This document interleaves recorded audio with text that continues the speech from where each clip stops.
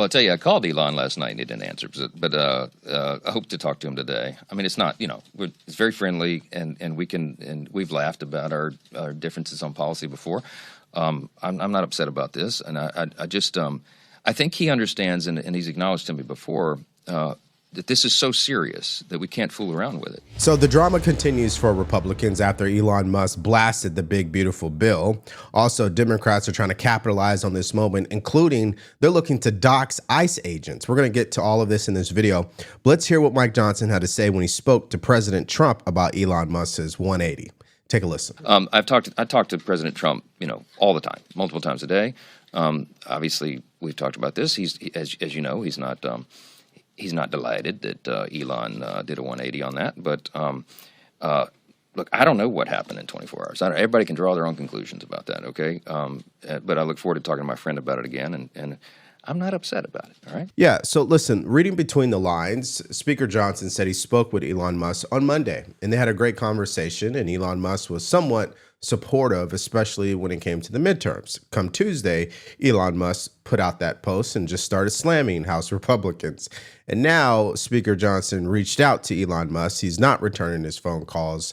And now the president is saying that he's not delighted by this 180 from Elon Musk. So it begs the question, what is really in that bill that prompted Elon Musk to behave this way? You think he's just going to do this for no reason? Well, according to mainstream media and what the left wants you to believe, it's all about EV mandates. Let's hear Speaker Johnson react to that. Take a listen. EV mandates, when we were talking about Musk cases, is that what you think is his motivation for opposing the bill? Manu brought up EV mandates, not me, okay? and I said that everybody can draw their own conclusions about that. Look, I don't subscribe motive to anybody. I try not to do that. It's a good way to live. I just believe that we got to do the right thing by way of policy, and I hope everybody understands. Here's what you need to know about EV mandates. It says it in the word. The federal government does not need to be mandating and forcing people to adopt electric vehicles at the same time banning gas vehicles. That's where the Biden administration went wrong. And what they should be doing is replacing EV mandates with EV incentives. That right there is the right thing to do, because at the end of the day, there's a large amount of people in this country, I would say I'm one of them, that would love to invest into green alternatives, electric vehicles, solar panels, because I do believe there's value there, and I do believe they're worth it in the future. But that doesn't mean I need to alienate the other side of the country that doesn't believe in that stuff. They can have their gas vehicle and someone can have their electric vehicle, and we can all be happy. Unfortunately for Speaker Johnson, though, he did bring up EV mandates just yesterday. This is the most amount of money that any government has ever saved on planet Earth in a piece of legislation, ever. It's a very important first start. Elon is missing it, okay? And it's not personal. I know that the EV mandate, very important to him, that is going away because the government should not be subsidizing these things as part of the Green New Deal. And I know that has an effect on his business, and I lament that. Okay, so it seems to me that Speaker Johnson forgot that he brought up EV mandates. And by the way, I'm supportive of getting rid of them because, again, we don't need to ban gas vehicles, okay? I think that's going a little too far because at the end of the day, people should have a choice because that's what this country is all about. I mean, that's just the reality, okay? But more importantly, I think the better question is who has the political cachet here? Who has the public support, Speaker Johnson or Elon Musk? Take a look. Well, look, Elon Musk is a very popular guy amongst Republicans, a plus 63 net favorability rating. Beats Mike Johnson at plus 46, who, of course, is the Speaker. How about John Thune, the Republican leader in the Senate, only at plus 30. So if Musk is taking on these two gentlemen, it's not a fair fight. Elon Musk is a very popular dude. But he is nowhere close to where Donald Trump is within the Republican ranks. Look at that, a plus 79 net favorability rating. So if Donald Trump decides to turn his fire on Elon Musk, that is a fight that Elon Musk simply put cannot win. If Donald Trump stays out of it, he stands a pretty good chance, Elon Musk does, against Johnson and Thune. That poll clearly confirms what we already know about people who are on the right. I mean, Speaker Johnson and John Thune, I mean, these are not individuals we highly respect, because they haven't really accomplished anything, especially when you're talking about an America First agenda. In fact, I would say they've been very passive in a lot of cases. And when things got hard and we really needed a hard decision to happen in Congress, these people were nowhere to be found. They compromised. So I'm not shocked by that. We know who Elon Musk is. We know his heart's in the right place. We may argue with some of his tactics because they're unorthodox and they're outside the box, of course, but that doesn't mean he's the bad player here. It's Congress who's the bad player. They've been the bad player, and quite frankly, they will continue to be the bad player. Now, if you're listening to MSDNC, which I know you don't, but again, I show you both sides because I want to be fair here, you would think that Elon Musk and Donald Trump are going to war. Take a listen. Chris Matthews, you've seen a lot go on Capitol Hill across the years, but I want to ask you about one specific element of this latest flap between Elon Musk and the President of the United States. Given the president's nature and past behavior, are you struck by the fact that Elon Musk gets a hall pass for insulting the presidency and the bill that the president supports? And is it because Elon Musk has the largest wallet? But I'm telling you, it's an amazing break for the president to have his best buddy, who's been out there with his kid sitting on his shoulders in the Oval Office, and he's come in and dumps all over the president's big, beautiful bill. There he is. I mean, he's his best buddy. But they're putting the trash out on him. They started putting the trash out on him last night. If you notice all that stuff he went through, of all the reasons why he's doing this, they all look small. Now, you may be wondering, Devori, why are you showing me clips from MSDNC? Because I need you to know exactly what all sides are saying. This is what they're focusing on. They're looking to act like children who are in high school, gossiping, making up stuff. That's exactly what you just heard there. Okay?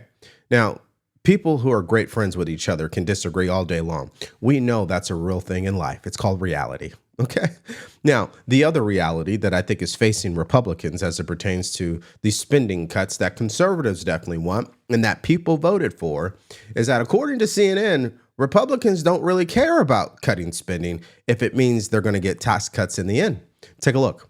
Republican voters, they don't care. They don't care. I mean, look, cut taxes even if the deficit increases. You go back 33 years ago, it was just 22% who said cut taxes even if the deficit increases. But the party of fiscal responsibility is no more. Now 74% of Republicans say cut taxes even if deficit increases. So if Donald Trump, more popular than Elon Musk, sticks his neck out, the Republican voters will absolutely be with him because they believe cut taxes even if deficit increases, quite different than way they were in the early 1990s. So according to CNN, Republicans could care less about the deficit if they're getting tax cuts in the end.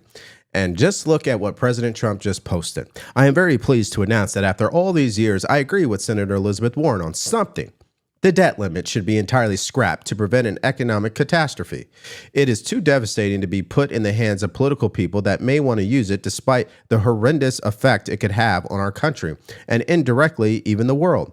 As to Senator Warren's second statement on the $4 trillion, I like that also, but it would have to be done over a period of time as short as possible. Let's get together, Republican and Democrat, and do this. Now, he's responding to a post that she put up here that stated that President Trump and I agree the debt limit should be scrapped to prevent an economic catastrophe. Let's pass a bipartisan bill and get rid of it forever. But jacking up the debt limit by $4 trillion to fund more tax breaks for billionaires is an outrage. Now, I'm not looking to insult your intelligence, but just so we're all clear here, the debt ceiling is essentially the government's credit limit, okay? And so they have to raise the credit limit so they can borrow more money to pay for the outrageous spending that continues to increase. Now, as you saw in those polls, Republicans could care less as long as they're getting tax cuts. And you know why that is? Is because we have yet to see the catastrophe and the consequence of the deficit and the debt ceiling. Now, according to Democrats, they have a similar issue. They keep pushing doom and gloom, but it's not becoming a reality. Listen to what Chuck Schumer had to say about the bill today. Take a listen. And we all know one thing. Donald Trump is just lying about the bill. Lying about the bill. Well, here's the "We Are All Going to Die" act. All right, so before we go to our next story, let's have a quick word from today's sponsor, American Financing. Now, if you missed it, the Fed Chair Jerome Powell held a press conference today, and he announced no rate cuts. So what does that mean for people like you and me? Well, if you're carrying around credit card debt, the chances are you're paying 25% or more. So even if you're making your minimum payments, you're still falling behind. That's why my friends at American Financing are helping people just like you save an average of $800 a month by tapping into your home equity without upfront fees and zero pressure. And it costs you nothing to find out how much you can save, by the way. And if you act now, you may be able to skip up to 2 mortgage payments. So all you have to do is call 1-866-890-9392. Again, that's 866-890-9392, or go to americanfinancing.net/Devore, or click the link in the description below. All right, now we're on to our next story. Democrats are threatening to dox ICE agents because they're wearing masks. Hear it for yourself. Every single ICE agent who's engaged in this aggressive overreach and are trying to hide their identities from the American people will be unsuccessful in doing that. This is America. This is not the Soviet Union. We're not behind the Iron Curtain. This is not the 1930s. And every single one of them, no matter what it takes, no matter how long it takes, will of course be identified. Okay, so there's 2 sides to this entire situation, all right? One side believes that ICE agents should not be wearing masks or concealing their identities. Now, I believe they only believe that because of political rhetoric and not necessarily something called reality. And the other side, which is reality, these ICE agents have been facing threats to their life, including their family members. People show up at their houses, etc. So do they have a right to protect their identity? Of course they do. And they're not the only ones in law enforcement who do that. So it's interesting that this is becoming a bigger story and a talking point from the left. Now, here's Congressman Goldman making the same threat. Take a listen. And I asked them, I said to them, what is the point here? Are you just trying to tally more arrests? I didn't get any real response. And then I said to them, why are you wearing masks? I was a federal prosecutor for 10 years. I worked with ICE agents. I worked with law enforcement agents. I never saw any of them wear masks. This is brand new. And the question is, if everything is legitimate and proper, why are you wearing masks to hide your face? There we go again. Democrats lying by telling the truth. In the sentence, he says something that is true. There are federal authorities historically that do not wear masks, but then he packages the entire point in a misleading and blatantly false way. What is that? These ICE officials are wearing masks for one reason and one reason only. They are going after illegal aliens who have ties to the cartel. You don't think the cartel can just pick up the phone and have their family murdered?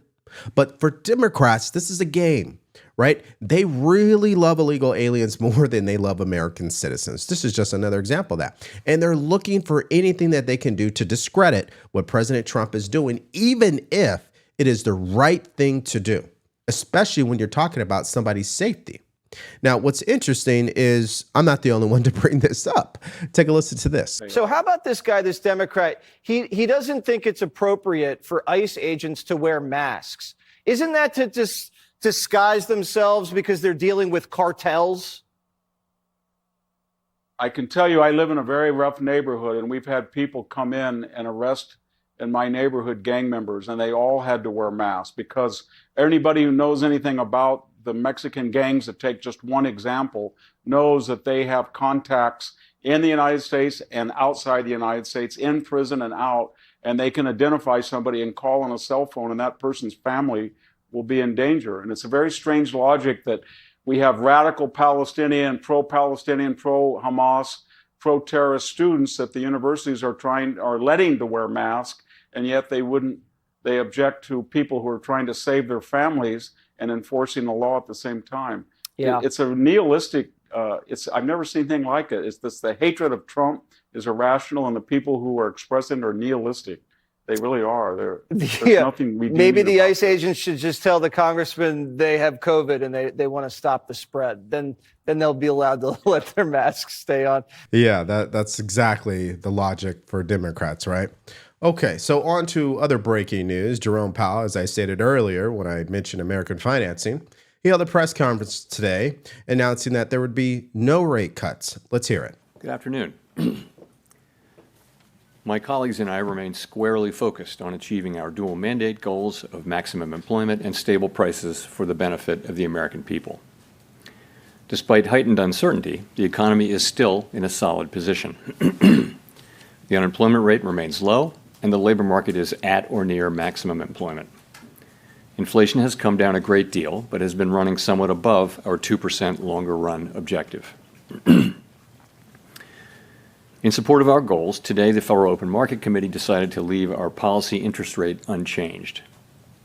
The risks of higher unemployment and higher inflation appear to have risen, and we believe that the current stance of monetary policy leaves us well positioned to respond in a timely way to potential economic developments. Yeah, I don't know about you, but I get the impression that Jerome Powell literally repeats the same thing every time he steps in front of a mic, especially when he has to talk about rate cuts.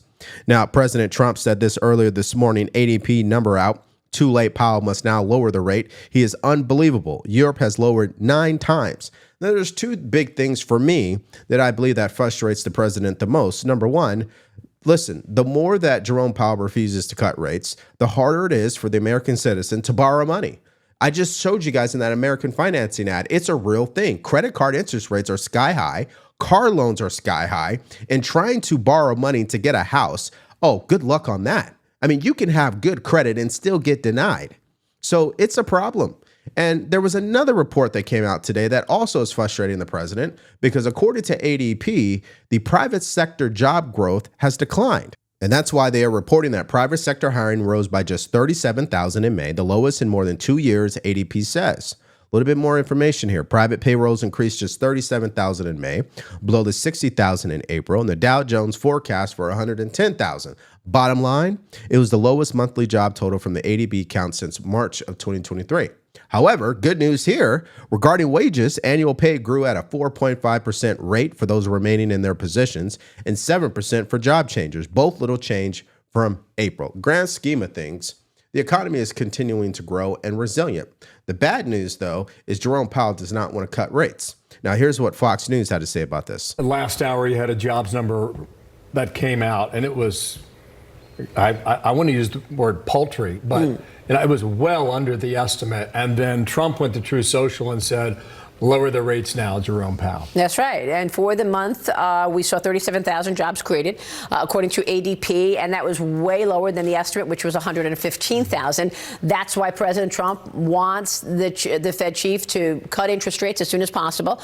And, you know, we don't know if this is political or if it's not political and why he won't cut rates right now. But so far, we are looking at growth. And even if you see the estimates for the second half, we're still talking about growth. But they range. So the OECD yesterday cut their global growth number, including the United States. They're looking at growth for all of 2025 of 1.6%. Not great. That's not However, the Atlanta Federal Reserve right now is talking about growth of 4.6% for the second quarter. That would be huge. Wow. You know, I mean, Kevin Hassett from the White House told me that he would not be surprised to see the second half grow between 3 and 4%. So the growth numbers are certainly there. We are expecting growth. That's good. But depending on who you talk to, and it has a lot to do with policy, it has a lot to do with the bill getting passed. Now, to be fair, there are a lot of experts here economically that believe rate cuts are not necessary at this moment. And it's not just about tariffs. Just all of the metrics does not scream that rate cuts should happen. However, politically, President Trump wants rate cuts for good reason. But the problem that he has is that a lot of the decisions he's made has created uncertainty. And I would say sensitivity to that uncertainty is definitely impacted by people's Trump derangement syndrome because people don't like President Trump, especially in D.C. We know that. The Fed chair does not respect President Trump. The establishment does not respect President Trump, people. They're not going to do anything to help this man. We know that to be true already. Now, we know Jerome Powell cut rates under Joe Biden under different circumstances, according to his language, but you could argue that the circumstances was worse. So at the end of the day, should rate cuts happen? Well, I guess it depends on who you ask. People like me, frankly, non-college educated, normal people who work a job and have been waiting for someone to bet on us for too long. In fact, the only reason this economy hasn't exploded even more right now is because Jerome Powell won't lower interest rates, which is why Trump is waging a war on our bond market right now. Again, trust the cook. Trump is trying to break the bond market by forcing money out of there and into the stock market and other investments. And the way he's doing that is he's securing these $7 or $8 trillion. Think about that. $7 to $8 trillion of investments Trump is bringing in from other countries and making it more profitable to have your money invested in economic generation rather than government-sponsored bond yields. That is exactly spot on. So President Trump is a populist president. So he's looking to pass things in his agenda that benefit the American citizens, but don't necessarily benefit the federal government, if you know what I mean. And that's why I want to get your guys' reaction in the comment section below. So what's your takeaway in regards to this whole Elon Musk versus House Republican situation? Whose side are you on, Elon Musk or House Republicans? And what about the poll from CNN that showed that Republicans want tax cuts, even if that means that the deficit is going to go up? And let's not forget about Democrats looking to dox ICE agents. I mean, that is just ridiculous. Well, let me know what you guys think about that and everything else in the comment section below. Now, I think part of the reason why Democrats want to dox ICE agents is because they have a mental health crisis. And we talked about that yesterday in a video where it showed that the mental health rating for liberals versus conservatives is a stark difference. If you miss out on that story and more from yesterday, all you have to do is click on that video because it's coming up right now.